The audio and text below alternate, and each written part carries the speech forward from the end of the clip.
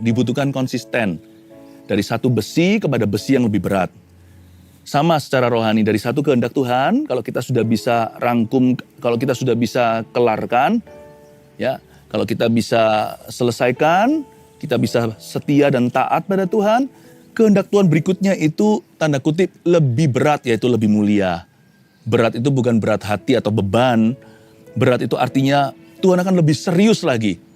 Perkara lebih besar kalau kita itu diberikan kesetiaan dalam perkara kecil. Kalau kita bisa membuktikan dalam perkara sederhana, Tuhan akan kasih kita berkat yang lebih rumit. Dan betapa indah dan kompleksnya rancangan Bapa yang ajaib itu bagi orang percaya.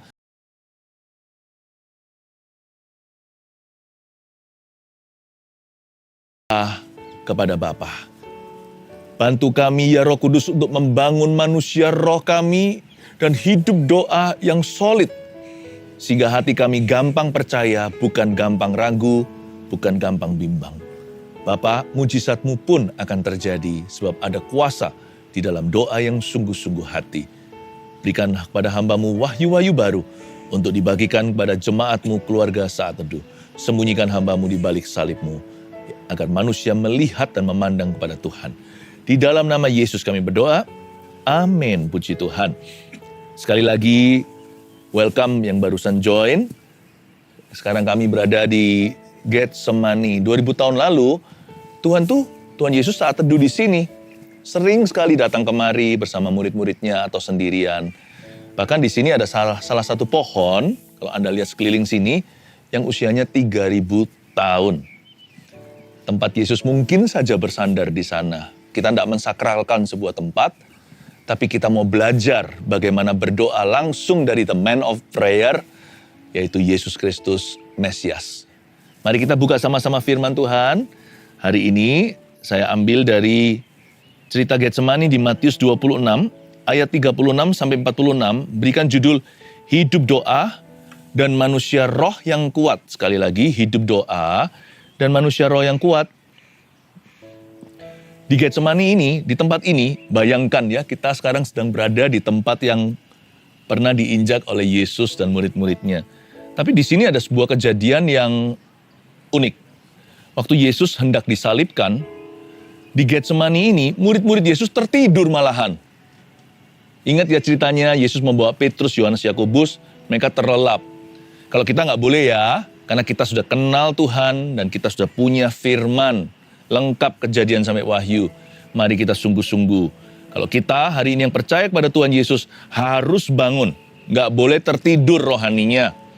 Dan kita mesti ikut Yesus setiap hari hingga Tuhan datang kembali. Lewat Golden Gate itu nanti Mesias akan membuka pintu waktu dia datang lagi. Kita harus ikut Yesus berdoa. Jangan tertidur. Jangan terlelap. Tapi harus terjaga. Di Taman Getsemani ayat 36 saya bacakan. Maka sampailah Yesus bersama-sama murid-muridnya ke suatu tempat yang bernama Getsemani. Lalu ia berkata kepada murid-muridnya, duduklah di sini, sementara aku pergi ke sana untuk berdoa. Yesus itu manusia doa. Hari ini kita belajar membangun hidup doa. Dan biar firman ini ajari kita bagaimana membangun manusia roh yang kuat. Untuk membangun manusia roh yang kuat, kita harus punya satu tempat. Tempat yang tetap. Kalau kita tinggal di rumah kita, mari kita punya kebiasaan berdoa. Saya sih punya spot-spot khusus. Tidak ada yang holy dengan tempat itu, tetapi saya punya perjanjian dengan Tuhan. Di waktu yang tetap pula, pagi hari, saya mesti ada di situ, memanggil namanya dan memuji serta menyembahnya. Saya punya meja yang memang terbiasa. Alkitab saya terbuka di sana waktu saya merenungkannya. Yesus, tempatnya namanya Getsemani. Ke suatu tempat yang bernama Getsemani itu Yesus sering pergi. Dan Yesus panggil dan ajak murid-muridnya ke sana. Miliki waktu yang tetap. Begitu lebih gampang disiplinnya. Mau membangun manusia roh yang kuat, harus disiplin jasmaninya. Hidup doa itu gak akan sia-sia loh. Bukan hanya dirimu saja yang ditolong, orang lain juga akan ditolong Tuhan karena iman Anda. Kado terbesar yang bisa Anda berikan pada orang-orang sekeliling Anda adalah kerohanian. Buat apa seseorang memperoleh seluruh dunia ya kan? Tapi orang yang paling berjasa di hidup kita adalah mereka yang menuntun kita kepada Tuhan. Karena sifatnya kekal, nilainya tak terhingga. Apapun yang bisa Anda berikan pada sesama, kalau itu hanyalah duniawi, itu hanya di dunia, nanti waktu mati nggak dibawa. Tapi kalau kita bisa menginspirasi orang lain, kerohanian kita membantu orang lain pula, itu sorga saja yang bisa menghitung hasilnya. Yesus berkata kepada murid-muridnya, duduk di sini ya, sementara aku pergi ke sana untuk berdoa. Yesus nggak memaksa mereka berdoa. Yesus ajak mereka, lalu Yesus pergi sedikit lebih jauh, masuk ke hadirat Bapa, sementara mereka menunggu di situ. Jangan paksa orang berdoa. Cara terbaik adalah kita sendiri yang berdoa, biar orang lain yang mencontoh teladan kita. Tapi alangkah baiknya kita belajar berdoa, karena doa itu mengandung kuasa Allah. I know prayer changes things. Doa itu mengubah segala sesuatu dan segala perkara. Dan khususnya, yang pertama diubah oleh doa kita, bukanlah keadaan atau orang lain. Yang pertama kali diubah bukan kondisi dan situasi. Percaya nggak? Hal pertama yang diubahkan oleh doa kita adalah kita sendiri. Pendoanya yang diubahkan oleh Tuhan. Saya percaya kita semua perlu berubah ya. Makanya harus belajar berdoa. Ayat 37, dan Yesus membawa Petrus dan kedua anak Zebedeus sertanya. Maka mulailah ia merasa sedih dan gentar. Ini juga berarti kalau kita lagi sedih atau gentar atau takut akan sesuatu hal, solusi pertama itu harus doa. Jangan lari dari hadirat Allah atau bersandar pada kekuatan sendiri. Doa itu sambungan nafas kita dengan sorga. Tuhan hanya sejauh doa. Kalau kita lagi sedih atau gentar, masuklah dalam hadirat Allah secara sengaja. Tutup pintu di belakangmu. Jangan keluar cepat-cepat atau lekas-lekas sampai Anda berjumpa dengan Tuhan, sampai Tuhan berbicara ke dalam hidupmu. Ya. Ketika Anda dapat firman, Anda boleh keluar dari ruang doa Anda bisa hadapi kehidupan. Tetapi kadang-kadang sebaliknya, waktu kita berdoa, kita merasakan sedih dan gentar. Jangan pernah merasa doa itu selalu nyaman. Kadang-kadang waktu kita doa itu kita diperhadapkan dengan peperangan rohani. Yesus dalam hal ini mengalami pergumulan jiwa yang mendalam karena Yesus sebentar lagi akan dipakukan di atas kayu salib. Yang Yesus takuti bukanlah pakunya atau penyiksaannya. Yang Yesus takutkan waktu itu adalah Eloi, Eloi lama sabachthani. Teriakan dari paru-paru Yesus yang seruannya begini, Allahku, Allahku, mengapa engkau meninggalkan aku? Tidak jauh dari sini, yaitu di Golgota atau Kalvari. Yang Yesus ingin hindari itu adalah perpisahan dengan Bapa gara-gara dosa kita. Bapa tidak mau lihat Allah Putra karena dia menjadi dosa bagi kita. He who was sinless, dia yang tanpa dosa, became sin for you and me. Menjadi dosa. Yesus tidak berbuat dosa ya. Yesus menjadi dosa untuk kita. Jadi seolah-olah, Bapak nek gitu, muak melihat Allah Putra. Karena Yesus bukan berlumuran darah. Darah itu penebusan. Yesus berlumuran darah karena dosa kita. Nggak mau lihat karena dia menjadi pengorbanan dosa. Menjadi kurban bagi umat manusia. Itu yang Yesus ingin hindari. Sehingga nanti dia berkata, kalau bisa lewatkan cawan ini. Kadang waktu kita masuk hadirat Tuhan ya, kita merasakan beban. Kita merasakan beban untuk orang lain. Kita bisa menangis loh, tapi untuk orang lain. Tapi juga seringkali kita menangis untuk diri sendiri. Pokoknya waktu kita masuk dalam doa, jangan takut hadapi peperangan rohani. Sebab kita pasti menang, karena kita bersama dengan Tuhan. Doa itu sama dengan, bukan pejamkan mata, lipat tangan. Doa itu artinya berseru dan merapat kepada Tuhan. Ya pasti Tuhan beserta kita. Ayat 38. Lalu kata Yesus kepada mereka, hatiku sangat sedih, seperti mau mati rasanya. Tinggallah di sini dan berjaga-jagalah dengan aku. Tinggallah di sini, berjaga-jagalah dengan aku. Yesus loh, anak Allah. Butuh orang lain apalagi kita. Ada jenis-jenis doa. Doa saat teduh pribadi, ada yang saat teduh begini, yaitu saat teduh bersama. Kita membutuhkan semua jenis doa itu untuk membangun manusia roh kita. Kita butuh orang lain juga loh untuk berdoa. Ada kalanya saya mendoakan orang lain. Tapi akan datang saatnya saya didoakan oleh orang lain. Atau saya berdoa bersama-sama dengan mereka. Praying for someone. Tapi juga bisa praying with someone. Berdoa dengan seseorang. Yesus berdoa dengan seseorang. Dia berkata, kamu di sini aja ya. Berjaga-jaga dengan aku. Anak Allah berkata, jagai aku. Sambil aku menjagamu. Tapi ujungnya di Getsemani ini lucu. Sama sekali murid-murid nggak jaga Yesus, tertidur pulas. Mereka nggak bisa bantu angkat beban Tuhan, karena memang Tuhan harus sendirian. Tapi malahan Tuhan yang Nina bobokkan. Kalau Anda tahu ceritanya 3 kali Yesus kembali, kelihat mereka terlelap, Yesus berkata, ya sudahlah kamu bobok sana. Tapi kalau kita kan berbeda. Kita perlu untuk berdoa with someone. Carilah partner doa. Jangan jadi Kristen-Kristenan. Jangan hanya ikut gereja, jemaat-jemaatan. Banyak loh orang Kristen yang cuma ke gereja tapi nggak mau dalam kerohanian. Buat apa sih? Kalau nggak gitu duniawi aja sekalian. Ngapain setengah jalan? Kalau saya jadi anak Tuhan, saya bergereja, saya mau sungguhan. Kalau saya mau investasi hidup, saya go for 24 karat. Langsung pada logam mulia, tidak mau yang campuran. Doa itu bangun manusia roh, jangan tanggung ya. Hidup doa itu harus sungguh-sungguh. Dan untuk sungguh-sungguh kita perlu orang lain juga. Makanya setan seringkali bekerja begini, ketika seseorang mau membangun kerohaniannya, terjadi gesekan. Lalu dia kecewa sama orang itu, malahan kecewa sama Tuhan. Lalu dia meninggalkan persekutuan saudara seiman, lalu dia semakin menjauh dari Kristus, lalu hilang dalam keduniawian. Disitulah setan gampang terkam. Singa itu kalau melihat ada satu hewan yang dia jadikan mangsa, kalau dia keluar dari kawanan, apalagi dia terluka, lalu dia di barisan paling belakang diterkam. Kita butuh orang lain untuk covering. Puji Tuhan. Kalau belum bergereja ya segera. Kalau Anda tidak bisa menemukan gereja Mawar Sharon dengan senang hati. Karena kami sudah dilatih untuk cinta jiwa-jiwa. Just contact us, will be your family. Ayat yang ke-39, maka ia maju sedikit, Yesus maju sedikit. Lalu sujud dan berdoa katanya, ya Bapakku jikalau sekiranya mungkin, biarlah cawan ini lalu daripadaku. Tetapi janganlah seperti yang ku kehendaki, melainkan seperti yang engkau kehendaki. Jesus was a true leader, pemimpin yang sejati. Ia maju sedikit, lalu sujud dan berdoa.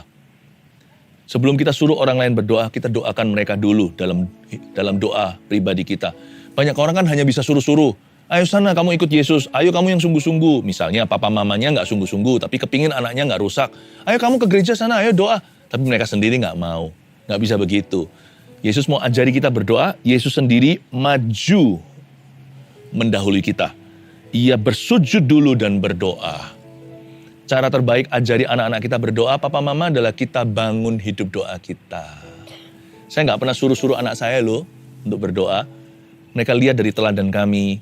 Setiap pagi hal pertama yang saya pegang dalam Alkitab ini, ya saya tidak pernah paksa-paksa mereka saat teduh. Karena itu belajar seperti Yesus.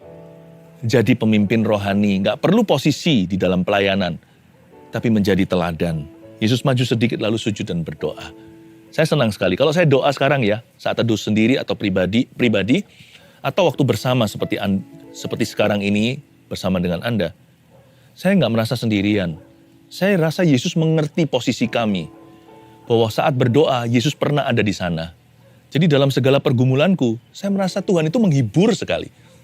Saya bukan punya Tuhan yang tidak mengerti suka duka seluk belukku. Dia sendiri pernah di Getsemani. Jadi waktu aku di Getsemaniku, dia sangat mengerti. Bahkan di sini, peluh Yesus menjadi darah. Ingat, Tuhan kita adalah Tuhan yang waktu kita berdoa, dia ada di situ bukan hanya mendengarkan doa kita, tapi dia bergumul bersama dengan kita. Ia maju sedikit lalu sujud dan berdoa. Dia berkata apa? Ya Bapakku jikalau sekiranya mungkin. Doa itu jangan memaksakan kehendak. Memang kita boleh minta. Tapi kita tidak boleh menuntut Allah. Kita harus rendah hati, mawas diri dan berkata, sekiranya mungkin. Boleh iman kita perfect, sempurna. Tetapi dalam kita beriman pada Tuhan, kasih ruang kedaulatan Allah. Kita selalu berkata, jikalau Tuhan kehendaki, maka aku akan pergi ke tempat itu. Aku akan melakukan ini. Selalu mengerti, dia bosnya kita hamba, dia di atas kita di bawah. Biarlah cawan ini lalu daripadaku, kalau mungkin Tuhan. Yesus mengajarkan gimana berdoa kepada Bapa. Jika bisa, sekiranya mungkin, biarlah cawan ini lalu. Dan Tuhan tidak memaksakan kehendaknya. Sekalipun ini Yesus ya, dia yang berkuasa. Lalu Yesus menyambung dengan kata, tetapi janganlah seperti yang ku kehendaki. Melainkan seperti yang kau kehendaki. Ini intisari doa. Orang kira doa itu minta-minta. Bukan. Doa itu dia harus makin bertambah, aku harus makin berkurang. Semakin kita berdoa, semakin kita menjadi seperti Kristus. Less and less of ourselves. Kita semakin berkurang. Orang yang berdoa pasti mengalami sebuah manifestasi dalam hidupnya, yaitu Tuhan semakin bertambah. His world, dunianya akan diisi dengan Yesus, dan bukan melulu tentang dirinya. Lihat ya, orang semakin dekat sama Tuhan bukan kelihatan dengan sifat religinya atau jubah yang dia pakai atau gelar. Percayalah, some of the most spiritual persons, orang-orang paling rohani di dunia ini, they dress ordinarily. Mereka itu berpakaian biasa, nggak pakai jubah agamawi atau apa. Orang-orang yang menunjukkan bahwa dunianya diisi dengan kepentingan Tuhan dan kepentingan orang lain. Kadang kalau nggak ditanya, how are you? Mereka nggak akan ceritakan masalahnya. Lucu ya. Karena semua orang punya masalah, tapi ada orang itu yang menjadi ghostbusternya Tuhan. Padahal mereka sendiri menghadapi setan-setan dalam kehidupannya. Luar biasa. Orang seperti itu. Seperti Yesus. Yaitu orang yang berkata, bukan kehendakku yang utama, tapi kehendak Bapa. Kehendak Bapa berarti kepentingan seluruh bumi. Karena Yesus bicara soal penebusan manusia. Kepentingan kita didahulukan. Itulah manusia roh, orang yang kuat. Orang seperti ini tidak perlu tengking kanan kiri, tapi sekali menyebut nama Yesus ada kuasa di mulut. Daripada seperti anak-anak Skewa, yang show-nya boleh juga, tapi nggak mempan sama setan. Kalau kita semakin berkurang diri sendiri, Yesus semakin bertambah, kuasa kebangkitan, bukanlah kematian. Hidup doa kita itu akan berkuasa mengubahkan, memindahkan gunung, mencampakkan ke lautan. Manusia roh kita akan kuat kalau tidak diisi dengan diri sendiri, tapi diisi dengan firman. Ayat 40, setelah itu ia kembali kepada murid-muridnya itu dan mendapati mereka sedang tidur. Dan ia berkata kepada Petrus, Yesus lihat mereka lagi bobo. Tidakkah kamu sanggup berjaga-jaga 1 jam saja dengan aku? Ini bukan keluh kesah. Yesus hanya minta baik-baik ngomong sama mereka. Apa susahnya berdoa 1 jam? Hidupmu lo lebih berharga dari burung pipit itu. Dan kamu tahu nggak bahwa hidupmu tidak bergantung dengan kekuatan, kepandaian, atau koneksimu. Tapi bergantung kepada Bapakku. Masa 1 jam aja Bapak nggak laku? Padahal lo penentuan daripada semua keberhasilanmu itu bukan terletak di 23 jam sisanya. Di mana sebagian itu dipakai untuk tidur, makan. 24 jammu itu bergantung 1 jammu. Karena jikalau bukan Tuhan yang membuka pintu, siapa bisa membukanya? Jikalau Tuhan merendahkan, siapa bisa meninggikan? Jikalau Tuhan yang mengangkat, siapa bisa menjatuhkan? Kalau Allah di pihak kita, siapa lawan kita? Itu semua adalah janji yang kita terima di dalam doa. Itu semua adalah kuasa doa. Yesus berkata, guys, come on lah. Masa 1 jam saja nggak bisa? Bobo bisa nanti, you can catch your sleep later. Nanti waktu aku disalib, kamu tidurlah. Tapi ya sudahlah, namanya manusia. Ayat 41, berjaga-jagalah dan berdoalah, supaya kamu jangan jatuh ke dalam pencobaan. Roh memang penurut, tetapi daging lemah. Yesus berkata, karena kurang doa, kurang kuasa. Tidak heran nanti 1 jam di courting atau tiada, nanti 23 jamnya semuanya hanyalah jatuh bangun dalam dosa. Salah, ketabrak sana, ketabrak sini, nabrak tembok, baru belajar. You always have to learn the hard way. Harus selalu belajar dengan cara yang susah. Tidak pernah kan mau belajar dengan cara gampang, yaitu langsung dari Tuhan. Yesus berkata, roh itu penurut, daging itu lemah. Kalau doa itu yang cuan bukan Tuhan. Kalau doa itu yang beruntung adalah kita. Tuhan gak untung apa-apa. Doa itu Tuhan selalu give dalam doa kita. Tetapi kita dalam doa itu kita yang receive, kita yang menerima. Tahu nggak, tanpa doa hidup kita dalam bahaya. Dibutuhkan hanya 1 kali kebodohan aja. Dibutuhkan 1 lalat mati untuk bisa mengkamiri seluruh urapan. Bayangkan, 1 kebodohan itu bisa dijaga kalau kita berdoa. Karena orang yang berdoa slow berdosa. Atau tidak akan bahkan. Tapi orang yang gak berdoa akan gegabah. Ayat 42, lalu ia pergi untuk kedua kalinya dan berdoa katanya. Yesus kedua kali lagi pergi. Ya Bapakku, jikalau cawan ini tidak mungkin lalu, kecuali apabila aku meminumnya, jadilah kehendak-Mu. Dan ketika ia kembali pula, ia mendapati mereka sedang tidur, sebab mata mereka sudah berat. Ia membiarkan mereka di situ, lalu pergi dan berdoa untuk ketiga kalinya. Dan mengucapkan doa yang itu juga. Berhenti di sana.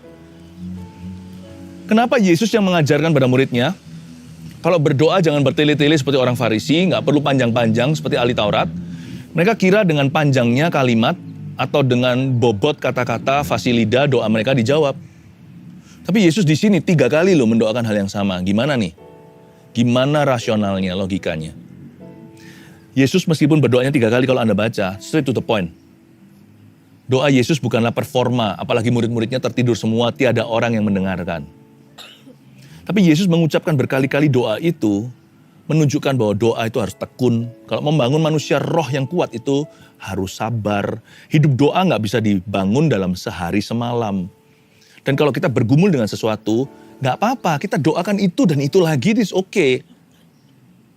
Mengapa? Karena doa tidak boleh jemu. Tapi setiap kali berdoa bukan berarti kita doa yang lalu kurang percaya. Setiap kali berdoa itu lock in. Tolong dikunci imannya dan berkata, Tuhan terima kasih aku telah menerimanya. Jangan setelah doa ragu. Tapi setiap kali doa semakin kuat imanmu. Saya kalau mendoakan orang sakit, kadang-kadang sekali Tuhan sembuhkan secara instan. Tapi jikalau tidak, saya nggak gampang menyerah, saya doa lagi. Saya tetap beriman, saya doa lagi. Bahkan pernah sekali satu insiden, bukan karena Yesus kurang kuasa, tapi Yesus sengaja untuk memberi kita ilustrasi supaya kita jangan gampang menyerah kalau doa belum dijawab sama Bapa. Ingat ya, sekali Yesus mencelikan mata orang buta, baru dicelikan yang pertama, dari buta sama sekali nih, buta dari lahir mungkin, dia nggak bisa melihat sama sekali, gelap gulita. Setelah didoakan, setelah ditumpang tangan, dia bisa melihat manusia berjalan seperti pohon remang-remang. Lalu Yesus sekali lagi, baru orang itu melihat totalitas. Melihat secara jelas. Kenapa sih Tuhan 2 kali? Apakah kurang ampuh? Jangan main-main loh ya. Mencelikan orang yang buta dari lahir itu nggak bisa pakai progresif apa-apa. Itu bukan proses manusia. Kalau bisa celik aja, lihat buram aja, itu sudah mujizat tak terhingga. Karena sudah rusak itu mujizat penciptaan. Itu equipmentnya nggak ada di mata. Kalau sembuh kan bisa diobati. Kalau ini nggak ada gimana? Tapi Tuhan kenapa 2 kali begitu dalam cerita Injil tersebut, cerita mujizat? Mungkin Tuhan mau kasih kita sebuah perumpamaan. Kalian jangan gampang give up. Yesus datang 3 kali, berturut-turut mendoakan hal itu lagi dan lagi. Berarti doa tidak boleh nyerah, doa tidak boleh jemu. It's okay mendoakan hal yang sama terus-menerus, asal diakhiri dengan dalam nama Yesus, amin, aku percaya. Di saat ku percaya, kuasamu tak terhingga. Oh haleluya. Ayat berikutnya di ayat 45. Sesudah itu ia datang kepada murid-muridnya dan berkata kepada mereka, tidurlah sekarang dan istirahatlah. Lihat, saatnya sudah tiba bahwa anak manusia diserahkan ke tangan orang-orang berdosa. Bangunlah, marilah kita pergi. Dia yang menyerahkan aku sudah dekat. Yesus berkata, tidurlah, hai murid-muridku. Yesus ngomong begini, go to sleep. It's okay. Bubuk sana. Tuhan itu maha pengertian ya. Jikalau Tuhan dalam kehidupan doa kita sendirian yang berdoa di rumah, jangan kepahitan. Kalau kita dulu yang rohani, yang lainnya belum mau, nggak apa-apa. Karena doa itu bukan mengajak manusia. Doa itu masuk hadirat Allah sendirian. Makanya itu, kalau kita bersama dengan Tuhan, kita adalah mayoritas di mana-mana. Yesus hari itu berkata, ya sudah nggak apa-apa, anak-anakku, murid-muridku, tidurlah. Tidurlah dengan nyanyi, God's peace be with you. Saya bisa merasakan keintiman anak Allah dengan Allah Bapa. Doa itu keintiman, keluarga Saat Teduh, keintiman kita dengan Yesus Kristus. Hidup doa dan manusia roh yang kuat, 3 poin sederhana saya berikan, mohon dicatat. Nomor satu dari cerita yang tadi kita telusuri ayat per ayat. Dari Getsemani, pewahyuan baru. Number one, sisihkan 1 jam tetap setiap hari untuk saat teduh pribadi. Saya ulangi, mari kita buat komitmen dari pengajaran ini. Perintah Tuhan dan teladan dari Getsemani. Sisihkan 1 jam tetap setiap hari untuk saat teduh pribadi. Bisa? Kalau kita Rabu dan Sabtu, kita udah komitmen ikut saat teduh bersama 1 jam pula. Tiap hari 1 jam sendiri. Bukankah di saat teduh bersama sudah diajari gimana berdoa? Kurang lebih seperti ini. Ya. Mulai dengan hati yang diisi dengan kesaksian. Dan kita bisa memuji menyembah Tuhan. Lalu baca firman. Nggak perlu dikhotbahi. Tapi sekarang setelah sekian tahun saya ajari, harusnya Anda dan kita semua keluarga saat teduh sudah sedikit banyak lebih mengerti bagaimana kita membaca Alkitab dan menemukan intisari. Yang kedua, jangan hanya berdoa. Setelah kita amin, setelah doa, kita tutup pintu kita keluar kamar. Ini menjadi PR kita. 2, ikuti tuntunan Roh Kudus dan firman Tuhan setiap hari. Ikuti tuntunan Roh Kudus. Nanti kan Tuhan akan bicara lewat hati kita serak atau enggak. Tapi jangan berdasarkan perasaan. Perasaan pun bisa menyesatkan. Makanya itu ikuti firman Tuhan. Nanti dapat rema apa? Jadikan itu pedoman pegangan. Bukankah firman-Mu pelita bagi kakiku dan terang bagi jalanku. Ikut Tuhan itu enggak jangka panjang. Itu sorga janji Tuhan bagi orang yang diselamatkan. Tapi perjalanan kita di bumi itu selangkah demi selangkah, 1 langkah kaki demi 1 langkah kaki. Step by step, heart to heart. Slowly Tuhan memimpin kita dari firman kepada firman. Indah kan? Tiap hari saya juga sama kok. Saya itu dipimpin dari 1 rema kepada rema berikutnya. Tanpa terasa 30 tahun sudah Tuhan menuntun saya. Dan firman jadi pelita. Ketika saya jatuh dalam kesalahan, Tuhan angkat saya. Tuhan kasih firman yang baru untuk memulihkan. Ketika saya berhasil, Tuhan kasih saya firman untuk menjaga hati saya. Dan untuk melihat ke depan kepada keberhasilan berikutnya. Tuhan itu baik. Ikuti aja tuntunan Roh Kudus. Kita semua pasti sampai ke seberang sana dengan aman. Ke Yerusalem barunya. Ketika Tuhan datang kembali, kita pasti sampai ke sorganya yang bakah, yang mulia. Yang ketiga, biar kehendak Tuhan makin hari makin menyempurnakan. Itu pelajaran dari Getsemani. Waktu kita itu membangun hidup doa kita itu seperti melompat dari 1 titik ke titik berikutnya. Dari 1 kehendak Tuhan, kita masuk ke kehendak Tuhan berikutnya. Makanya sebisa mungkin jangan jatuh bangun dalam dosa. Tapi ngomong begini bukan berarti orang bisa sempurna. Setiap kita pasti buat salah. Tapi jangan disengaja. Sayang. Karena Tuhan itu punya mata rantai. Misalnya kalau orang itu membangun ototnya. Bodybuilder contohnya. Kalau kita itu olahraga angkat besi udah sakit sampai 1 minggu. Kemudian minggu depan kita bolong. Kempis lagi. Nggak gede-gede dengan cara begitu. Lalu minggu kedua nanti baru mulai lagi. Jadi kembang kempis. Ya bisa besar sih. Tapi nggak seberapa. Dibutuhkan konsisten. Dari 1 besi kepada besi yang lebih berat. Sama secara rohani. Dari 1 kehendak Tuhan. Kalau kita sudah bisa rangkum. Kalau kita sudah bisa kelarkan. Ya, kalau kita bisa selesaikan. Kita bisa setia dan taat pada Tuhan. Kehendak Tuhan berikutnya itu tanda kutip lebih berat. Yaitu lebih mulia. Berat itu bukan berat hati atau beban. Berat itu artinya Tuhan akan lebih serius lagi.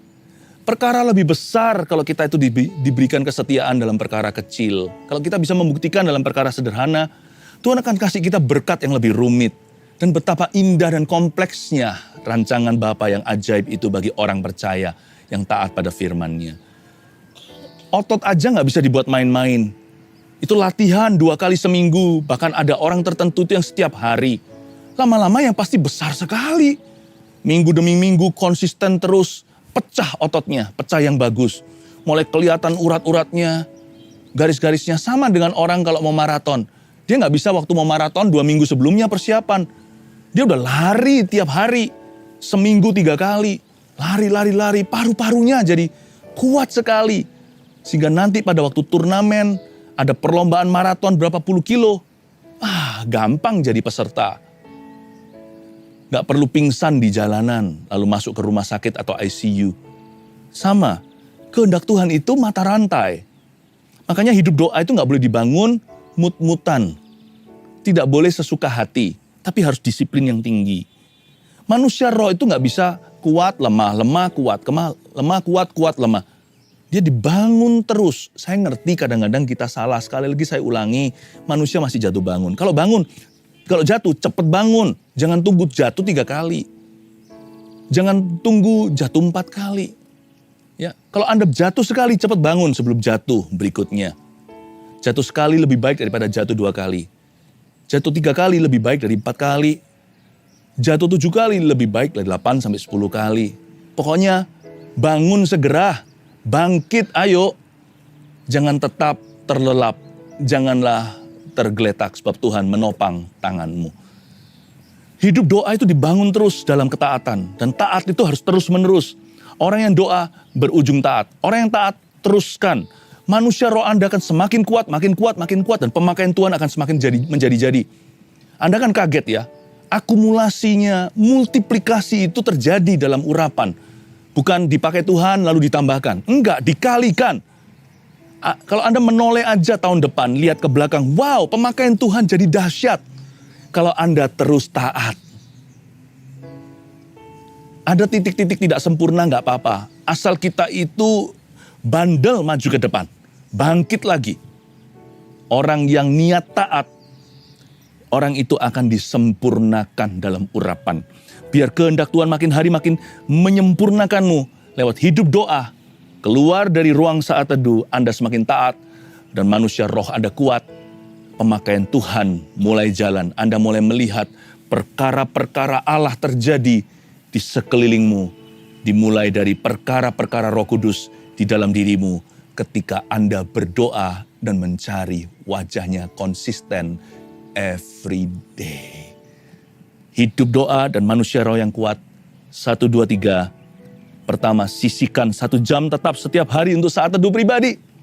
2, ikuti tuntunan Roh Kudus dan firman Tuhan setiap hari. 3, biar kehendak Tuhan makin hari makin menyempurnakan ke setiap keluarga saat teduh. Bawalah damai sejahtera dari Allah Bapa, Allah Putra, dan Allah Roh Kudus menyertai Anda sekalian yang dikasihi Yesus. Dalam nama Yesus, amin.